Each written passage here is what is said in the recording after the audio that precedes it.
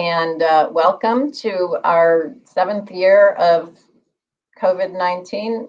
No, that can't be right. That's what it feels like. This is Absolute Trust Talk, and I'm Kirsten Howe, the host of Absolute Trust Talk. This is our podcast here at Absolute Trust Counsel, and I'm so glad you're here today. We work with a lot of families that are struggling to help their elderly parents, their elderly grandparents.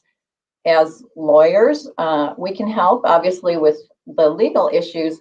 And we also have a broad network of other professionals, so we can help people find resources to help with the things that they're dealing with, such as, choosing an appropriate living situation or getting chores done around the house, all kinds of things. And we've done episodes in the past about these kinds of things. But today, we're going to focus on not the elderly disabled parent or grandparent.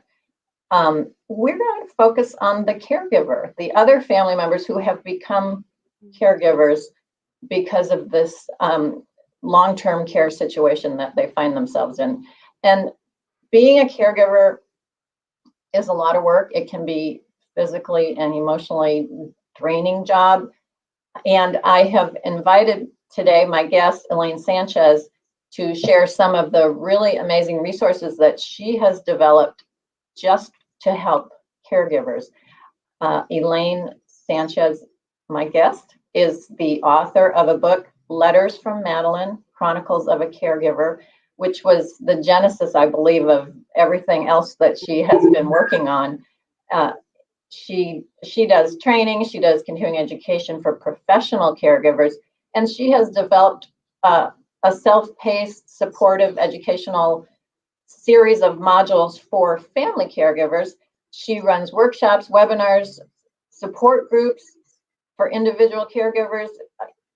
There's just so many things that she does through her, where you can find it is her website, Caregiverhelp.com. And I apologize if I said that wrong. We'll get it again, Caregiverhelp.com, it's just a tremendous and impressive resource for that often overlooked person in the equation, the caregiver. Elaine, welcome. And thank you so much for being here. I just can't thank you enough. Thank you, Kirsten. I'm just honored to be a part of this show. You're doing such important work, and I'm happy to help in any way I can to inform people about caring for themselves and getting all of their documents in order. It's really, really important. Okay. Well, so as I said in my introduction, I believe the book was sort of the beginning of your journey here. Why don't you talk to us a little bit about that book and what it meant to you, why you wrote it? Okay, I'd love to. Thank you. In 1993, my dad suffered a debilitating stroke, and my parents lived on a Kansas farm 6 miles away from a town of 10,000 people.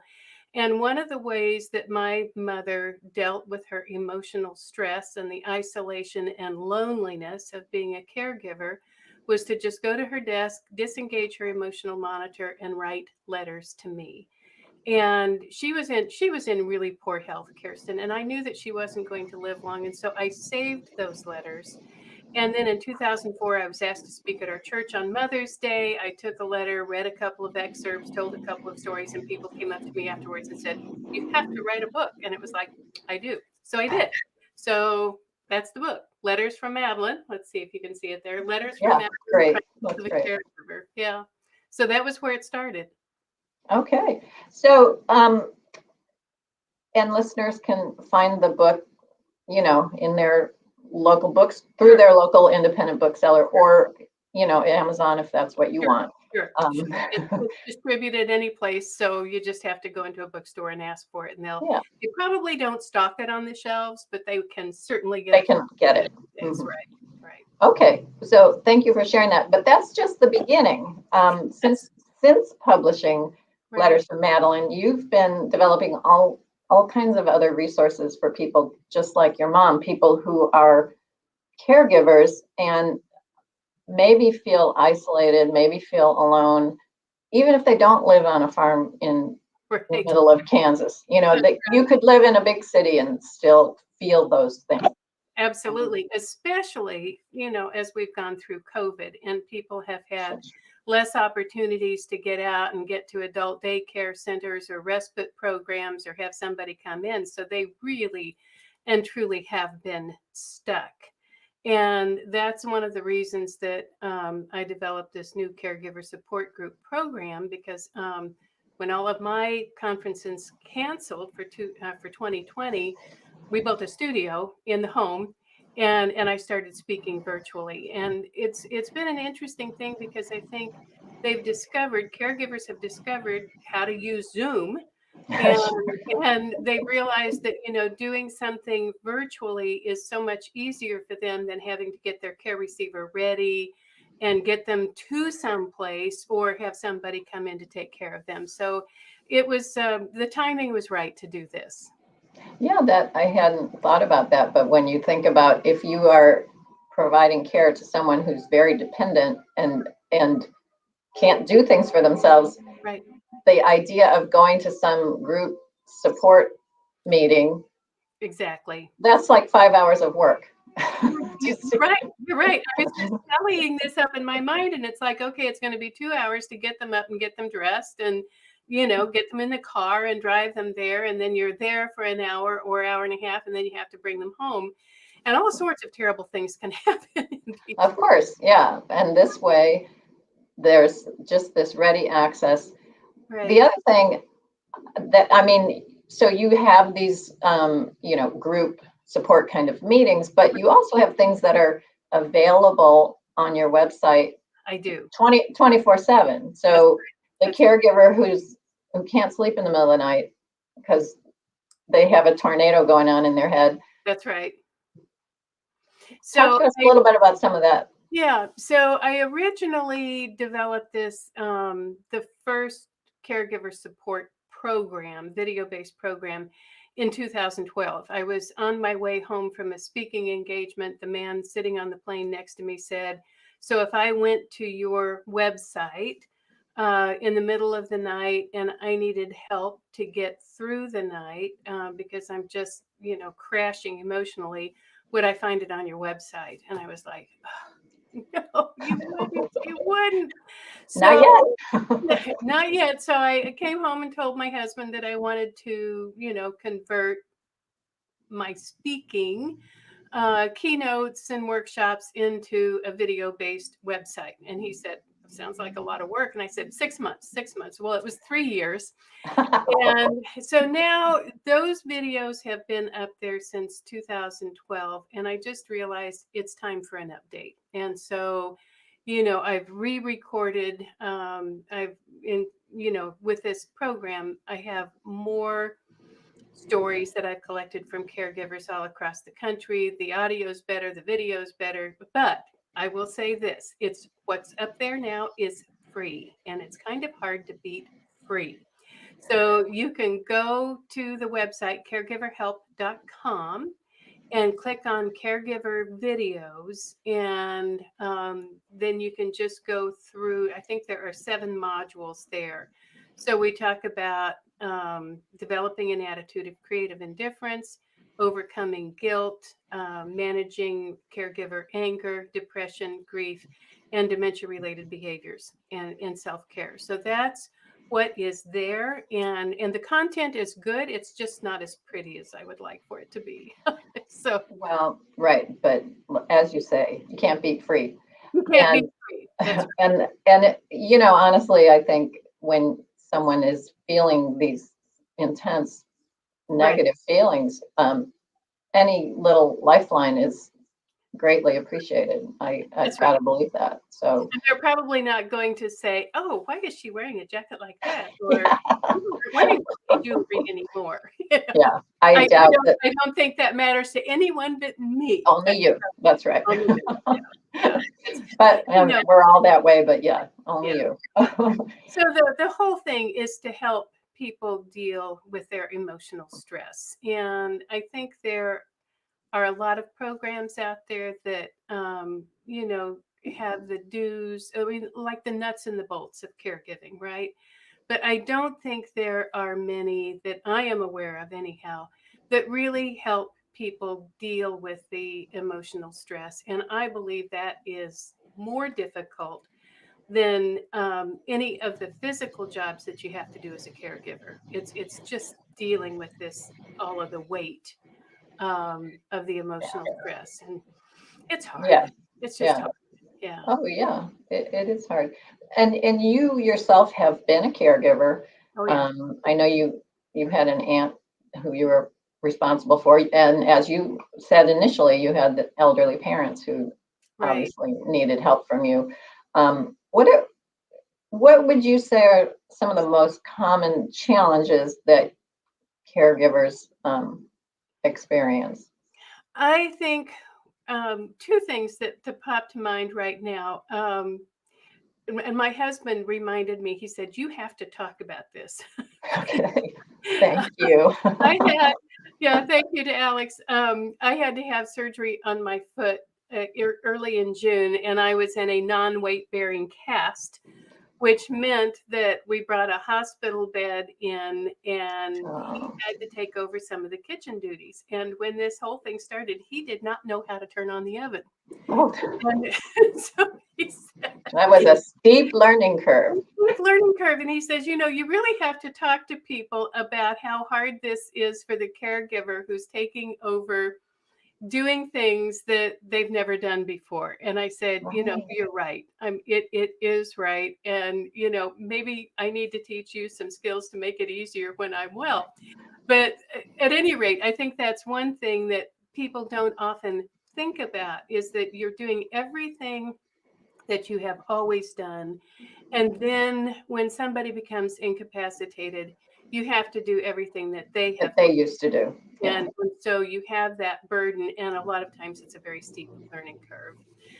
So then the other thing, and I think the most difficult emotion for most caregivers, is guilt, because they just feel like no matter how much they do, how much they give, they feel like it's never enough. So that's one of the modules that I think makes the biggest difference in people's lives. Well, yeah, and I mean, they're in a situation that the context is not usually, this is a temporary thing and you're going to get better. Right. Um, we're talking about long-term care, sort of end of life, in the end of life phase. And, the best we can do is make it as good as we can make it, but it's not going to get better. It's Um, not going to get better. And yeah. can I share with you a quick strategy that I use for helping Yeah. people get over guilt? So I really encourage people to think, okay, what was the incident or what happened that made you feel guilty? And then ask, did I intentionally inflict physical or emotional pain on another person?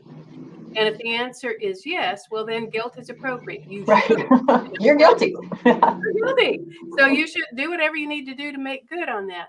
But I think more often than not, caregivers feel guilty for their feelings, and so Mm-hmm. um, I encourage them to say, guilt is a feeling of having failed in an obligation or having done something wrong. And I would like for you to take that word and put it on the shelf and replace it with the word regret. Regret is a sense of sadness, disappointment, wishing that things could be different. So I just give some examples, just briefly. I regret that I sometimes lose my temper and I say horrible things that I wish I could take back. I regret that I resent the amount of time that it takes. I regret that I resent how much money it costs. And sometimes I think about the financial aspect before I think about the benefit to my care receiver. I regret that I've made promises in the past that I'm not going to be able to keep. I regret that our relationship has changed. I regret that I don't enjoy spending time with them. And I regret that there are times when I wish they would just die and get it over with. But I don't do guilt anymore. So then, then that's a small piece of it. But I think that really makes a difference for a lot of people in their feelings, like they're being a bad person because they have these feelings, and they can Yeah. offload Yeah. that. Yeah. Yeah. I mean, your feelings are your feelings, Right. and you can't control that you have them. They Right. just occur. Right. And so don't, it just means that you're a human being. It doesn't mean you're a bad person. Yeah, but you can give up the Yeah, self-flagellation, exactly. for Yeah. Move for on from doing that. what you do. That's Exactly. that's not helping anybody, and it's certainly not helping you. Right. Well, so here's a question that I have for you. I would imagine Mhm. that one thing a caregiver might also feel guilty about specifically is doing anything that is not 100% about their care Right. receiver. In other words, something that's just for the caregiver. Right. Right. You're so right, and that's just so wrong. And I just hammer this message home: self-care is not selfish, because So that's you, brilliant. I love yeah, that. and I don't think it's original, but it is so true that if you are sacrificing all of your physical, emotional, mental energy, to and spending that towards somebody else's care. Now we can all do that for a short period of time, right? There's a short-term crisis. You just put everything else on hold and you focus on doing whatever has to be done to help the person who needs it. Right.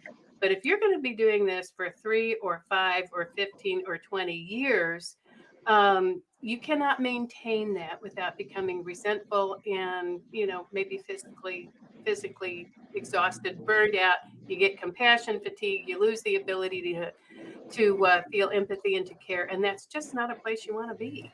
Right. Yeah. Just doesn't work. Yeah.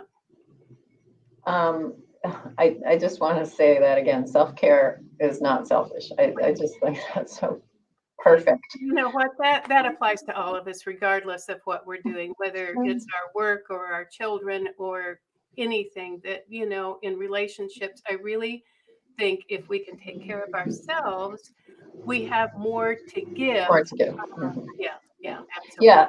And that's the classic oxygen mask Exactly. analogy. When those oxygen masks drop, get yours on first and then worry about helping other people. Right.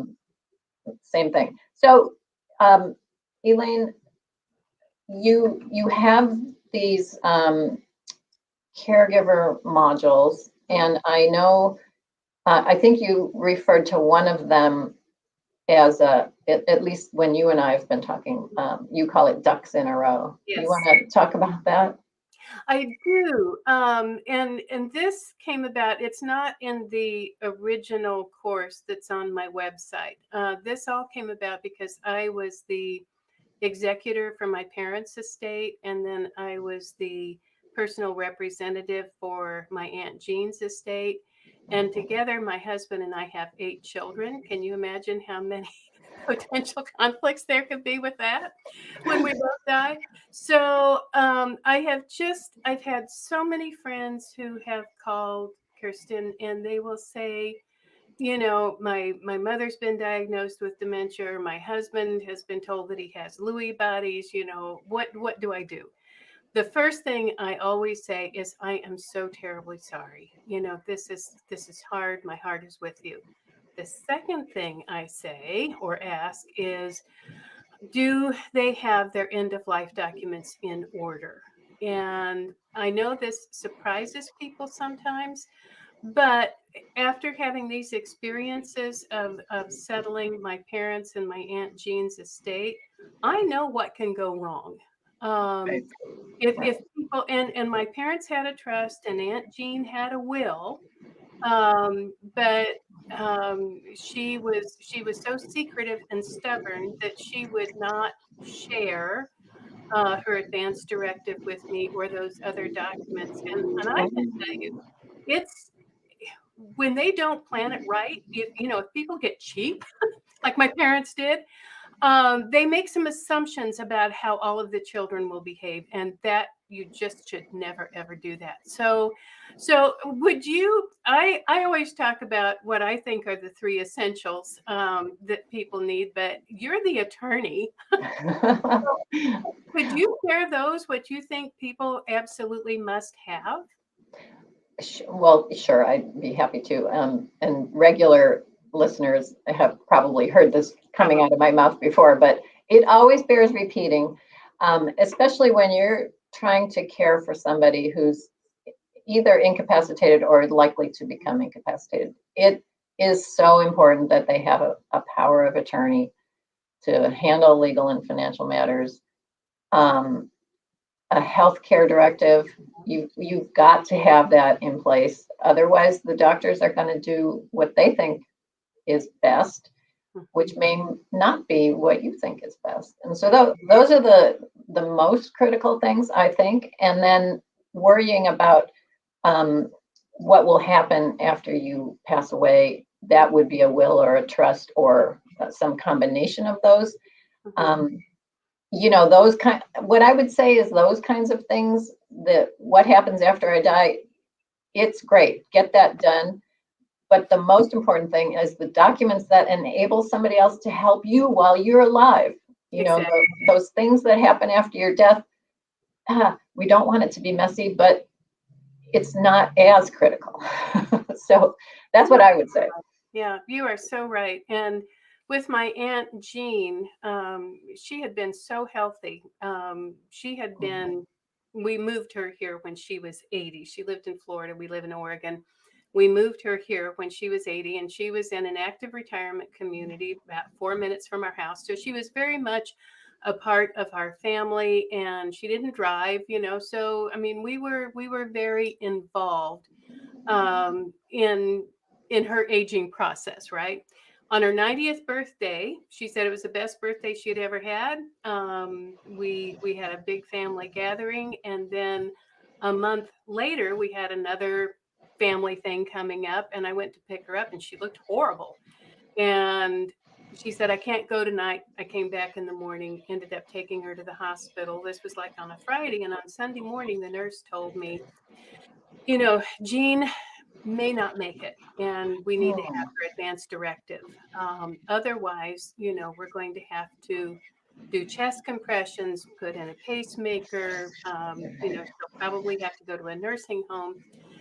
Fortunately, her attorney was a personal friend of mine. 7:30 Sunday morning, I got a hold of him at home, and he went to the office, got her advance directive, and sent it to the hospital. And if I had not had that, on Sunday at 11 o'clock Sunday night, when she had a heart attack, they would have done all of They would have resuscitated her. Yeah, resuscitated her. So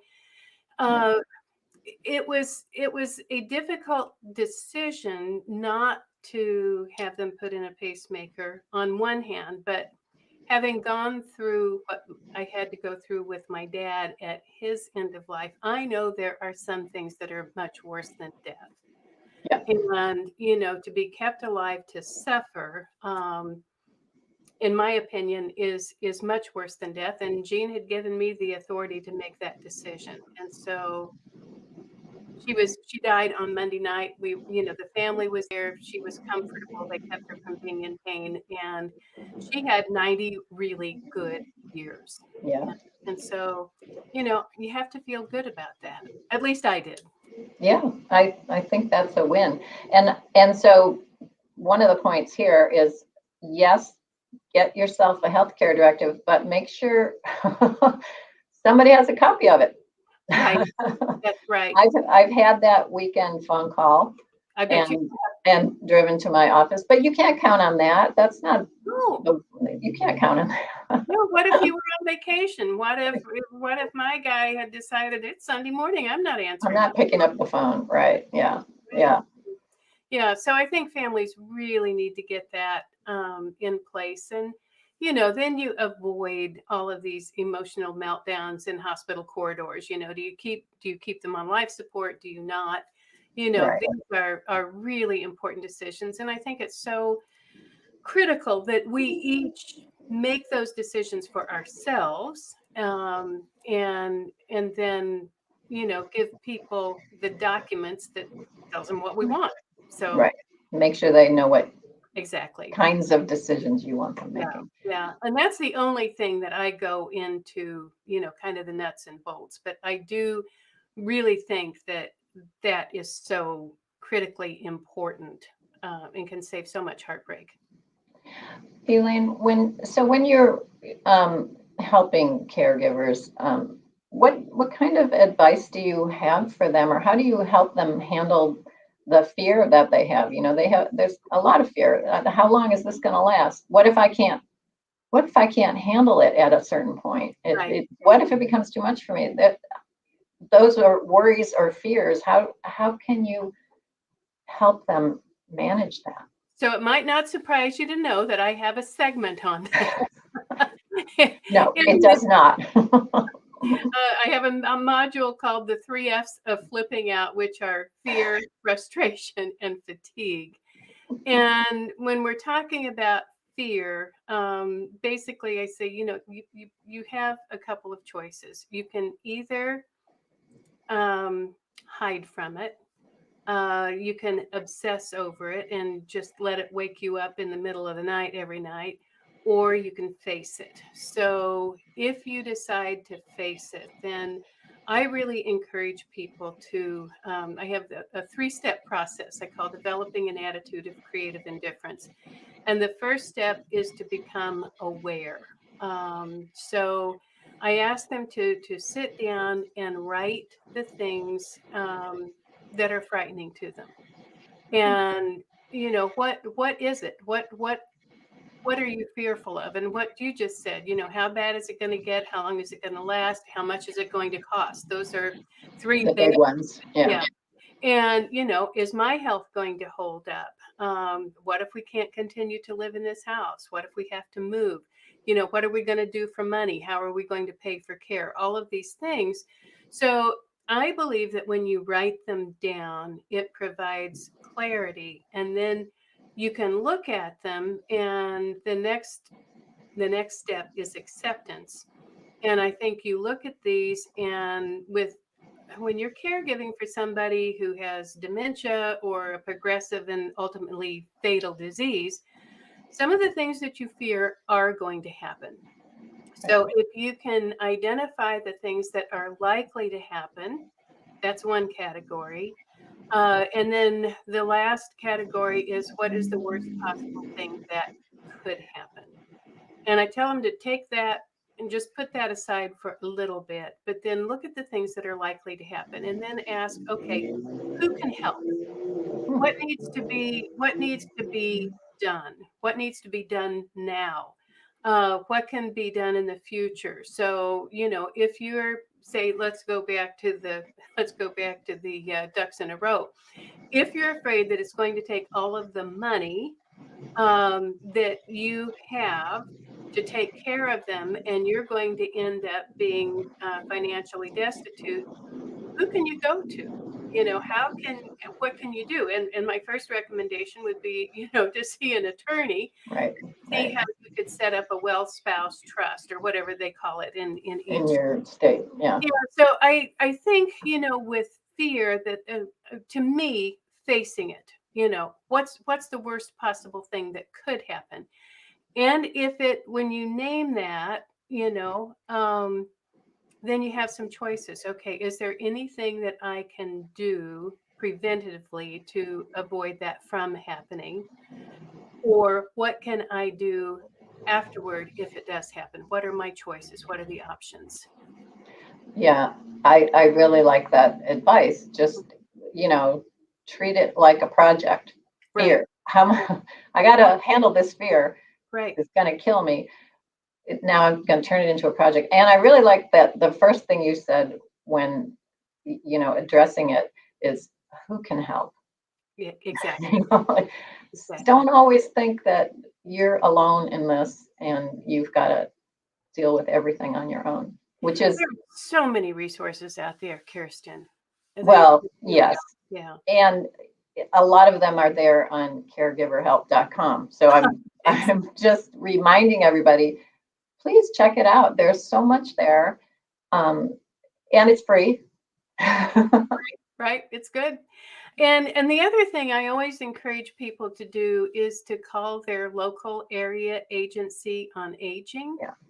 And you can Google the letter N and the number 4 and the letter A .org, and that will pop up a page, and you enter your zip code or the zip code, of your care receiver, and then you can get their contact information and the resources that are offered through the area agencies on aging are varied depending on the state, but they can provide some wonderful things for you. And this is a federally funded program. So, things like home delivered meals, like respite care, help with figuring out Medicare, Medicaid, that kind of thing. They're really very helpful to people. So a lot of people are just not aware of that service. Yeah, that's really great that you link that into this conversation too, because that complements what you're doing. It does.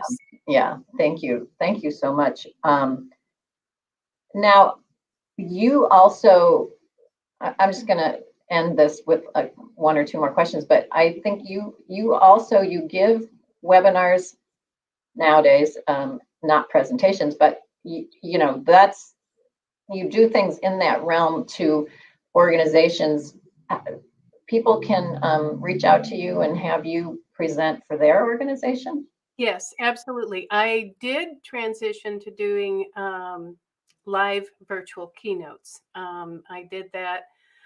I started, I guess, in June of last year when everything shut down in March. Then I had the in-home studio built, and I'll tell you, the learning curve was straight up. Because I was used to speaking to audiences, where you'd have several hundred people, and speaking to a camera by yourself in a converted storeroom is a whole lot different than that. But after several, what I would say, really good attempts with marginal results, I think we got it figured out. You landed on a good system. Yeah. So I do that because of my husband's age and current health. I've decided that I no longer want to travel. I don't like leaving him at home, and it's too difficult. Travel has become really hard. And often I would be flying for a day, speaking for a day, flying back. And so it's like, this is, it's a transition time for me, and it's working. And I feel like I can reach actually more people Sure. through this, because I can do the keynotes, but I'm hoping through the Caregiver Support Group program that I'm hoping will be offered through like churches and area agencies on aging and organizations that offer caregiver support.